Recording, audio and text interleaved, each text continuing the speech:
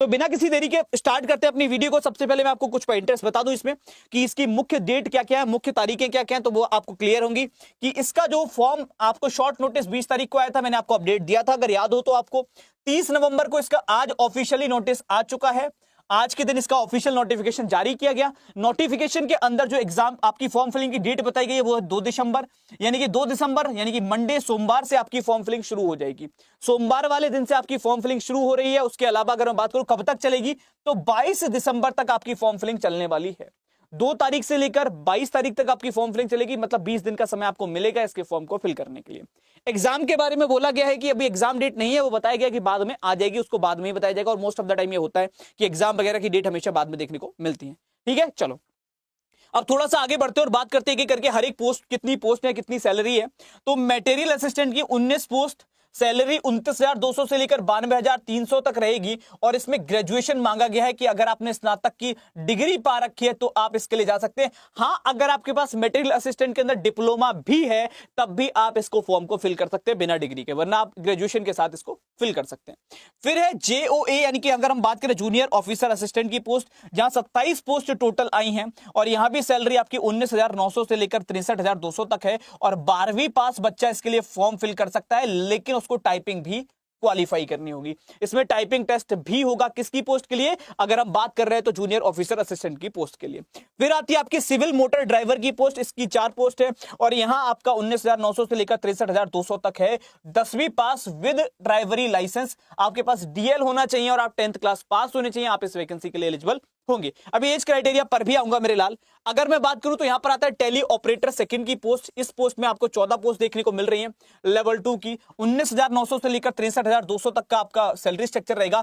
12वीं क्लास होनी चाहिए, इंग्लिश एज कंपलसरी सब्जेक्ट, मतलब 12th क्लास आपने पास कर रखी हो और 12वीं क्लास में आपके पास इंग्लिश एज ए सब्जेक्ट रहा हो, वो भी कंपलसरी सब्जेक्ट के रूप में। उसके बाद अगर हम बात करें तो आपकी फायरमैन, जो सबसे ट्रेंडिंग है हर एक बच्चे के लिए कि सर कुछ हो या ना हो मैं फायरमैन के लिए जरूर अप्लाई करूंगा, वहां 247 पोस्ट हैं और लेवल 2 के लिए 19,900 से लेकर 63,200 तक की आपकी सैलरी रहेगी। और 10वीं पास बच्चा इसके फॉर्म को अप्लाई कर सकता है, 10वीं पास बच्चा इसके फॉर्म को भर सकता है।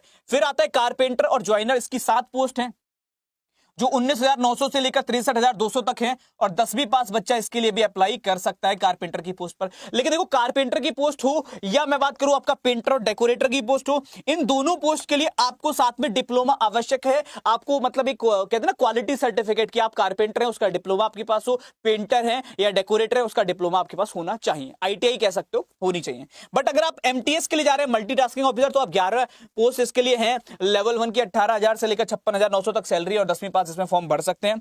वहीं ट्रेड्समेड के लिए 389 पोस्ट हैं और इसमें भी आपके 10वीं पास बच्चा फॉर्म को भर सकता है। तो बहुत पोस्ट ऐसी है इसमें 10वीं पास एलिजिबल है, बहुत पोस्ट ऐसी है जिसके लिए 12वीं पास एलिजिबिलिटी है और कुछ पोस्ट ऐसी है जिसके लिए डिप्लोमा भी आवश्यक है। एक पॉइंट आता है कि सर क्या 12वीं या 10वीं क्लास में कोई परसेंटेज मान्य है? क्या कोई परसेंटेज का क्राइटेरिया है कि कम से कम इतनी परसेंटेज होनी चाहिए? तो मैं आपको यह भी क्लियर कर दूं कि ऐसा कोई क्राइटेरिया नहीं है, कोई मिनिमम परसेंटेज का क्राइटेरिया नहीं है कि हमारी कम से कम इतनी परसेंटेज हो, ऐसा कोई क्राइटेरिया नहीं है।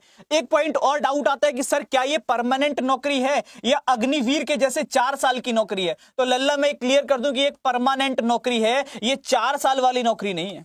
ये 4 साल वाली नौकरी नहीं कि 4 साल के बाद मैं क्या करूंगा। ये परमानेंट जॉब है, आप एक बार सिलेक्ट होते हो फिर आप हमेशा के लिए, फिर आपको वो टेंशन खत्म कि अब क्या करना है ना। आपके पास एक नौकरी है और वो परमानेंट चलेगी, ठीक है, वो आपकी पूरी एक जॉब है जो आपकी गवर्नमेंट जॉब का क्राइटेरिया रहता है वैसी, ठीक है, आर्मी के अंदर। अब आगे चलते हैं थोड़ा सा और बात करते हैं कि और क्या क्या चीजें इसके अंदर हैं। देखो 2-3 चीजें मैं और क्लियर कर दूं जो मैंने अभी आपको पोस्ट वगैरह बता दी है। इन्हीं पोस्ट से आगे चल करके एज लिमिट, एज क्राइटेरिया क्या कहता है, तो 18 से लेकर 25 तक की एज मान्य है। कम से कम 18 और ज्यादा से ज्यादा 25 साल आपकी उम्र होनी चाहिए। अगर आप SC ST के कैंडिडेट हैं तो 5 साल का छूट आपको मिलेगी, OBC कैंडिडेट हैं तो 3 साल की छूट आपको मिलेगी। और उसके अलावा अगर आप अलग अलग कैटेगरीज से आते हैं PWD की, तो आप उसके हिसाब से अलग अलग कैटेगरीज में जाएंगे। लड़कियां फॉर्म भर सकते हैं तो डेफिनेटली लड़कियां फॉर्म भर सकती हैं। अब यहां पर एक पॉइंट और आता है, वो ये कि क्या सबके लिए 18 से 25 की एज है, तो ऐसा नहीं है। 2 पोस्ट ऐसी हैं आपकी, कौन कौन सी 2 है मैं बता दूं। एक मटेरियल असिस्टेंट की पोस्ट, इसके लिए 18 से 27 तक की उम्र आपको मांगी गई है एज ए जनरल कैंडिडेट। और एक आपकी अगर हम बात करते हैं तो जो आपकी सिविल मोटर ड्राइवर वाली पोस्ट आती है, उसके लिए भी आपका 18 से 27 का एक क्राइटेरिया रखा गया है। बाकी सबके लिए आपके 18 से 25 एज क्राइटेरिया है, ठीक है। चलिए अब आगे बढ़ते हैं और थोड़ा सा बात करते हैं इसमें और स्ट्रक्चर क्या है, क्या सिलेक्शन प्रोसेस है।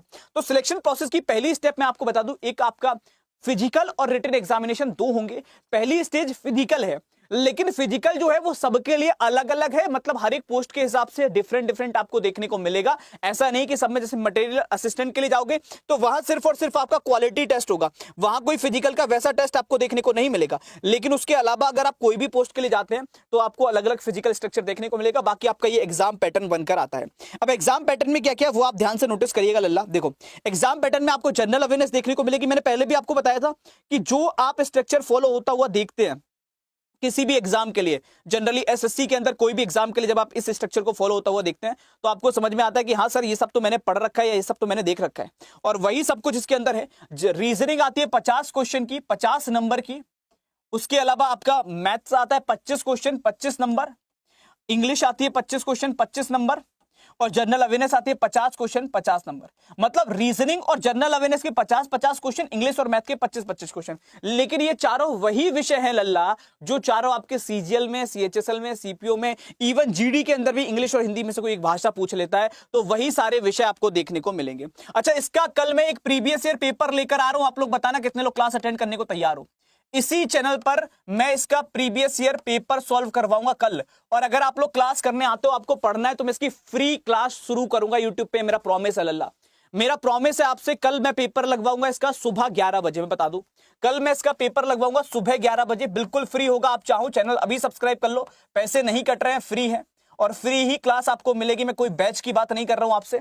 और अगर आप लोग पढ़ने को तैयार हो जाओगे तो मैं सुबह इसकी एक क्लास परमानेंट आपके लिए स्टार्ट कर दूंगा यूट्यूब पे, बिल्कुल फ्री, जिसमें मैं आपको एओसी कंप्लीट कर पाऊंगा। 2 घंटे का ये पूरा स्ट्रक्चर रहेगा। पेपर का सिलेबस क्या होता है उस पर भी बात करेंगे। मैंने आपको बता दिया फिजिकल एफिशिएंसी भी रहती है, डॉक्यूमेंट वेरिफिकेशन होगा, मेडिकल एग्जामिनेशन होगा।